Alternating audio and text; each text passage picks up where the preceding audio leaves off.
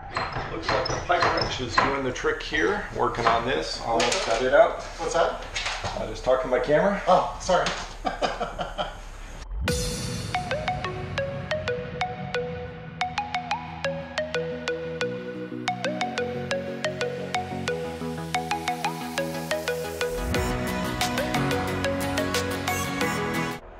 I have a heater set up now because it's a little bit cool out here, and it's made all the difference. Ran an extension cord from here into my sister's house, so that's made things a lot nicer out here. And my sister found a box. I have two like plastic tubs that I've stored at her house for probably 5 years now, and one has all just like photo albums and diaries and stuff like that, personal items that I didn't want to part with when I became sort of an ultra minimalist. And the second is like a motorcycle helmet, leather jacket I had, some gloves, and this jacket that I'm wearing. And she found that, so now I've got a little bit warmer coat because I was just not equipped for this cold, not expecting to be up in Seattle when I departed from Austin. I went to Austin out to Newark in New Jersey to look at that Snap-on step van, and then flying to Seattle. That's just for those of you who have not seen previous video episodes. I'm getting some foil tape, and I'm taping all of these holes that are in the floor from where shelving units and things were attached. You can see the lines here where there was a, I don't know, maybe a welding unit or something attached here with the big skids. And so there's all of these little holes that are in the floor. A couple of you commented that you saw water on the floor in here when I was driving it from Seattle south. So I was driving for several hours in the rain on the Interstate 5 coming down, and so the rain was being kicked up from the road and coming in through all these holes onto the floor. That's where it was wet in there. There's not really any leaks in the ceiling. It's really very solid up there. There's only one leak that I found, and it's right here in this hole. And right above this hole there used to be one of those orange beacon lights. If you look back at my previous video, you'll see that there's an orange beacon light, rotary light, that's on the front, right in the center of the cab. And then I think there used to be one right here on the back, center mounted on the roof. So everything's looking really, really good back here. It's taken a lot more effort to remove these rivets on the side. I got all the rivets removed on this, and the pipe taken off here off of these little clips. So I've got it all removed there. I've just got it temporarily set here so it doesn't fall down. This shelf is just about ready to come out. I have one rivet left here, and I want to pull this out when I have someone to help me lay this down and not have it all crashing down on things. So making a lot of progress there with removing things on the inside of the step van. After all this is removed, going to do a little bit of surface cleaning and start laying in the floor. My goal is during the week that I'm here at my sister's to remove these shelving units here, plug the hole in the ceiling, and put in just the basic subfloor. So that's going to be a sandwich. I'm going to put in a layer of pink foam. It's a rigid foam, high insulation value. I'm going to put a 1-inch layer of that, and on top of that some 3/4 ply. And I'm following a guidebook from the schoolie, from the bus conversion websites, and also from Cheap RV Living, following those guides for putting that in. I'm going to do the vapor barrier with the pink foam and then foil tape on that to seal it, and then using adhesives to hold the sandwich together. Then I'll put salvaged wood on top of that, so I'll have some nice wood flooring. But the salvaged wood stuff will happen later, probably as I'm driving back to Austin, or even after Austin, as I find the wood floor that I want and get that installed. So it's going to be a little bit of a process. I think those of you who have done conversions before, I think most of you take several months to do your conversion. Because I'm going to be traveling in my vehicle while I'm trying to do the conversion, it's going to be a little bit slower for me and a little bit more difficult. But I'm okay with that because I want to get on the road, I want to see the world. I'm all about traveling and wandering, thus the name of my website and the name of my YouTube channel. I love to wander and explore. I don't like staying in one place for very long. Merrill made quick work of this. Probably in 10 minutes he was able to remove all the rivets and get the shelves off, whereas I worked on this for at least 3 hours before he started into it and only got off just the rivets on this one side.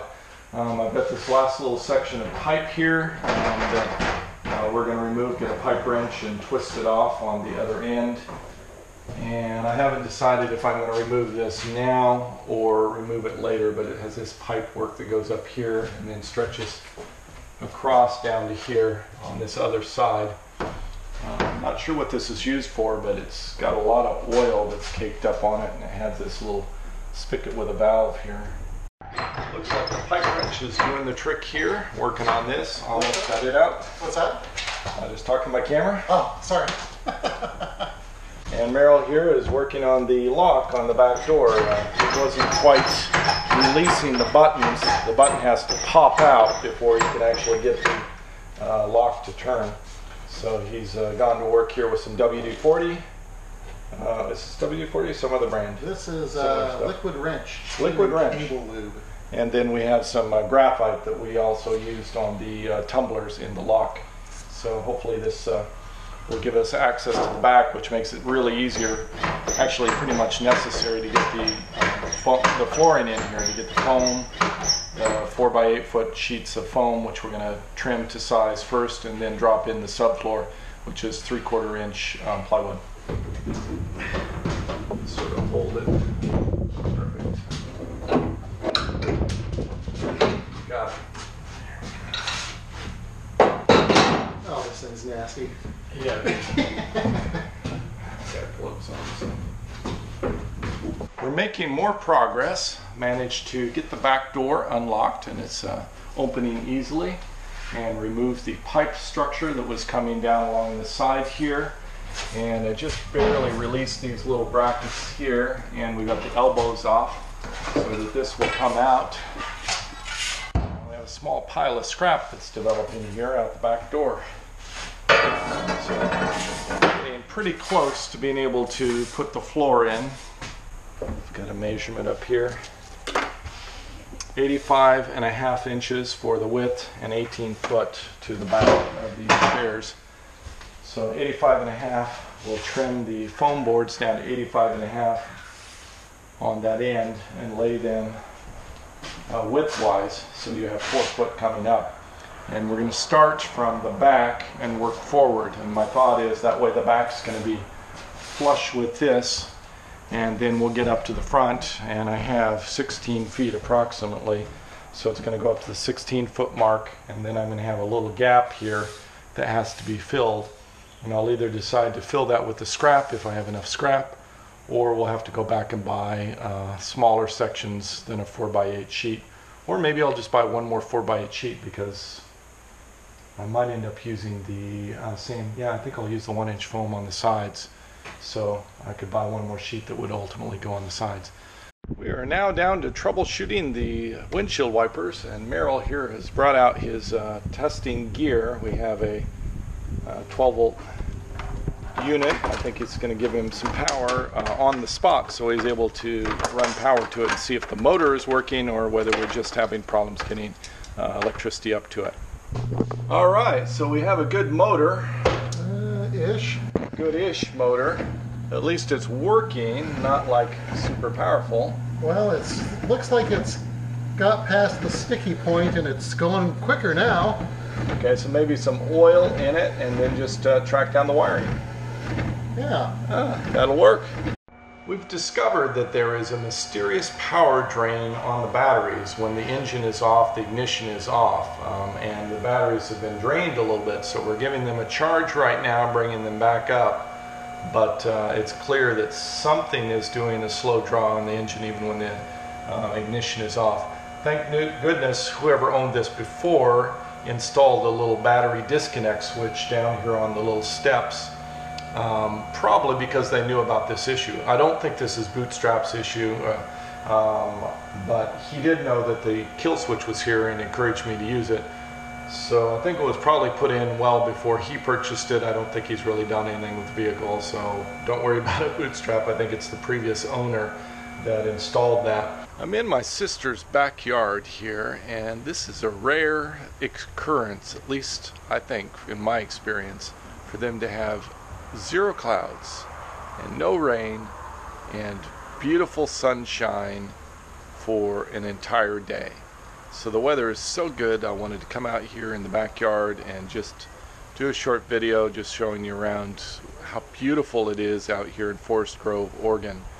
And particularly this backyard. I think my sister's really lucky to have a backyard like this. She has this giant deck here. The bottom deck is concrete, and then there's a wood deck above that enters into the kitchen area where I was the other day.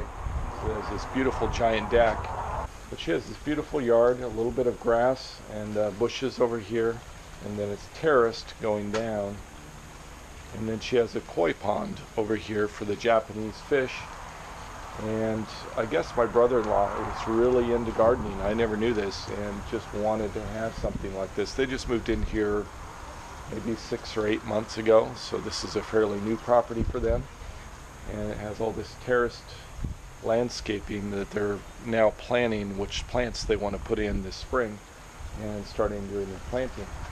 We've laid out our foam here. We're getting ready to cut it. We formulated a plan on how to arrange it inside. It actually turns out to be a little bit more complicated than you would think, with the wheel wells and being slightly short of certain distances.